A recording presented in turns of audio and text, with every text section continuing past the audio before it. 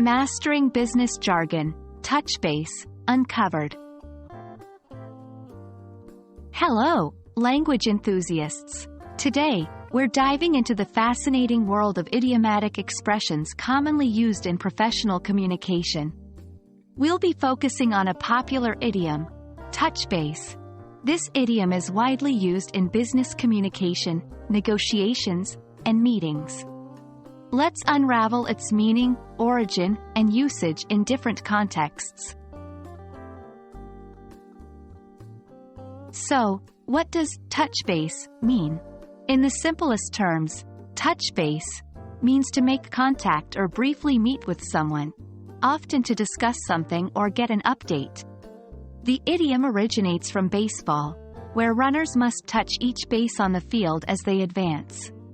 This idiomatic expression has found its way into professional communication as a way of saying, "Let's meet up briefly," or "Let's check in with each other." It's a versatile idiom that you can use in various professional scenarios, whether it's a quick update meeting with your team or a progress check with your manager. Now that we understand what touch base means, let's see it in action.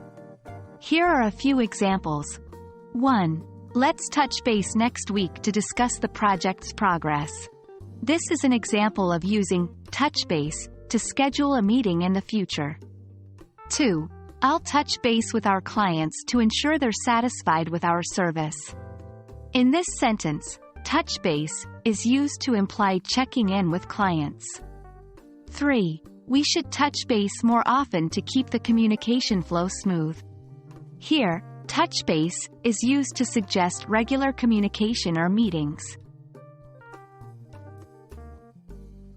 In case you want to diversify your language use, here are some alternatives to touch base that carry a similar meaning. 1. Check in with. This means to contact someone to ascertain their status or situation.